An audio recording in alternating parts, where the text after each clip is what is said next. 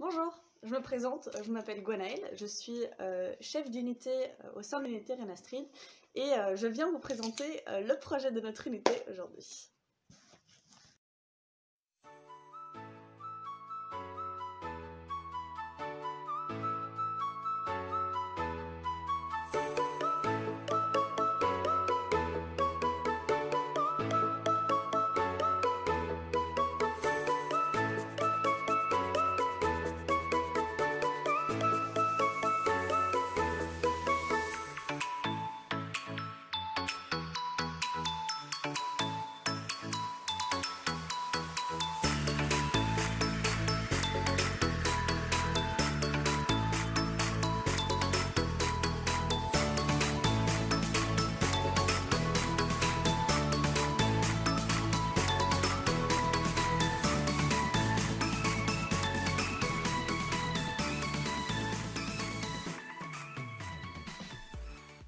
Vous venez de voir une petite vidéo qui est assez peu commune pour les habitués des mouvements de jeunesse.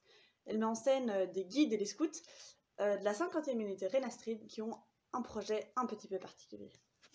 Une grande proportion des jeunes belges passent par le scoutisme. Donc, le scoutisme est une organisation qui apprend justement aux jeunes de bouger, de prendre leur autonomie en main et qui leur apprend une série de valeurs qui est assez importante pour la vie en communauté. Donc il y a la confiance, la complicité, l'amitié et le respect qui sont des valeurs qui sont primordiales pour l'épanouissement de tout le monde.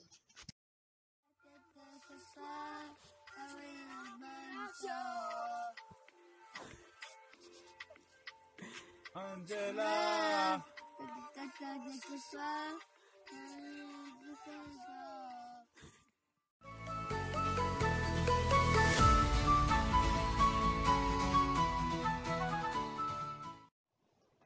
La 50e est née justement avec un objectif encore plus spécifique.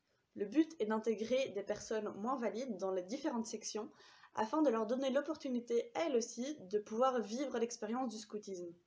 Donc c'est une expérience tout aussi enrichissante pour l'ensemble des animés que pour les animateurs. L'unité qui ne comptait au départ qu'une section de Louveteaux a bien grandi et elle compte désormais 9 sections pour les jeunes de 6 à 19 ans. Nous tenons évidemment à vivre le scoutisme à fond et nous voulons en effet que l'intégration se passe au mieux pour chacun, avec un accueil chaleureux, dans un encadrement optimal. C'est la raison pour laquelle nous limitons le nombre de personnes moins valides par section. Alors concrètement, comment ça se passe ?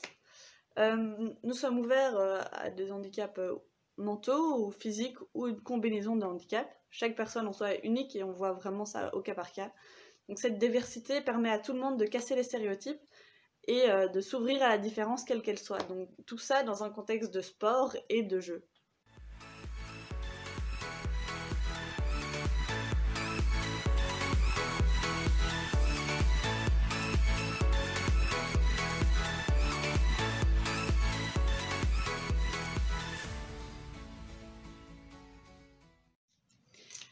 Nous demandons au staff de rencontrer le jeune avec la famille afin qu'il fasse vraiment connaissance de la personne de manière globale.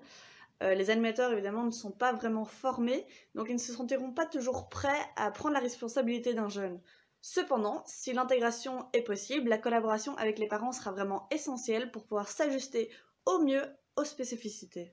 Je vais maintenant vous expliquer quelques exemples d'adaptation pour les jeux ou la vie quotidienne pendant le camp. Donc par exemple, le cadre de la journée, c'est très important de bien le poser et de bien le réexpliquer afin que tout le monde puisse bien se retrouver dans le cadre et dans le temps. Les activités sont donc adaptées afin que tout le monde soit vraiment encouragé à participer.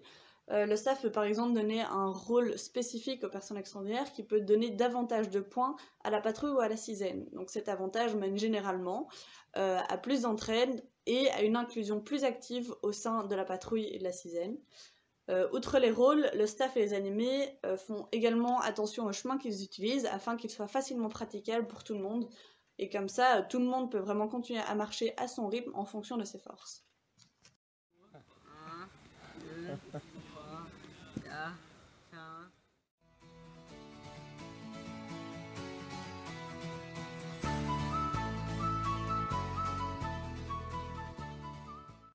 Durant le camp, les scouts et les guides sont amenés à construire des pilotis, également adaptés aux différentes personnes au sein de leur patrouille.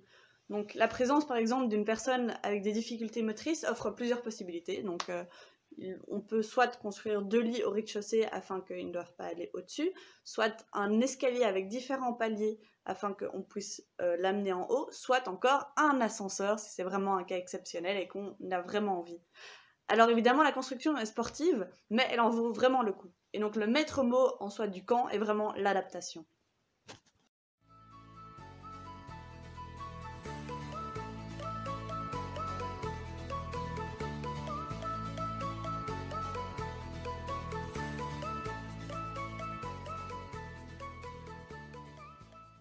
L'accompagnement change vraiment en fonction des âges et en fonction des sections.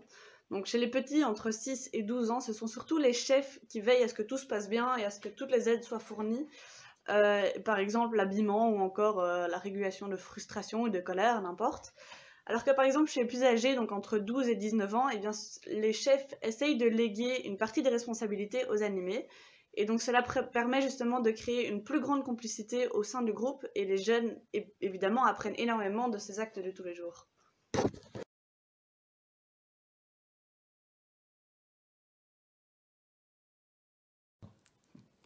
Voilà, au départ, c'est vrai que nous voulions que Elisa puisse faire partie d'un mouvement de jeunesse comme ses frères et sœurs aînés.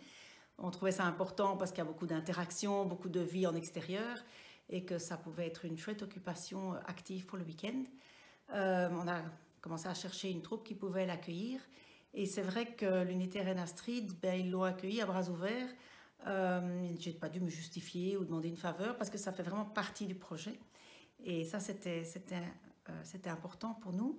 Les chefs sont même venus découvrir Elisa à la maison, ce qui l'a fort mise en confiance. Comme ils sont nombreux comme équipe de chefs, ils peuvent avoir une attention toute spéciale pour les moins valides, par rapport à la pharmacie ou par rapport au fait qu'éventuellement Elisa pourrait fuguer. Ça me faisait peur et donc ça a été bien géré. Ce qui est très chouette, c'est que comme ça fait partie du projet, les autres parents de lutins et les autres lutins sont bien au courant et motivés par le projet. Et donc ça permet vraiment à Elisa d'être accueillie.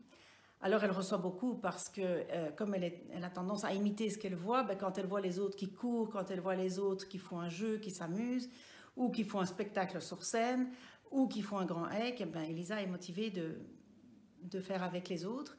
Et donc c'est une grande chance qu'elle puisse partager ces moments-là avec d'autres filles. Ça l'encourage aussi dans son autonomie, dans la gestion de son sac, etc. Et je pense que c'est aussi une grande richesse pour les autres lutins. Et alors, petite surprise, je ne m'y attendais pas, j'ai réalisé qu'Elisa finalement avait très peu de contact avec le monde du handicap puisqu'elle est en inclusion scolaire. Et du coup, eh bien, en fait, c'est chez les lutins qu'elle rencontre quelques autres filles qui ont un handicap et c'est pour elle une belle découverte de comprendre un peu qui elle est par rapport à tout ça.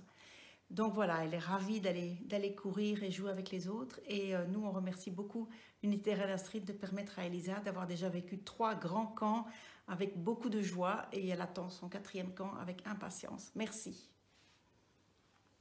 Je remercie vraiment beaucoup Madame Greiner ainsi que tous les autres parents qui nous ont fait confiance, car avec leur collaboration, vraiment tout est possible. Alors voilà, j'espère avoir réussi à vous convaincre de la super opportunité que ça pourrait être pour vos jeunes. Nous espérons que vous allez pouvoir rejoindre une unité avec ce type de projet. Et sachez qu'il existe d'autres unités que la nôtre qui ont justement opté pour le même projet d'intégration et dont les coordonnées vous seront données ci-après. Vraiment un grand merci pour votre attention et bonne continuation.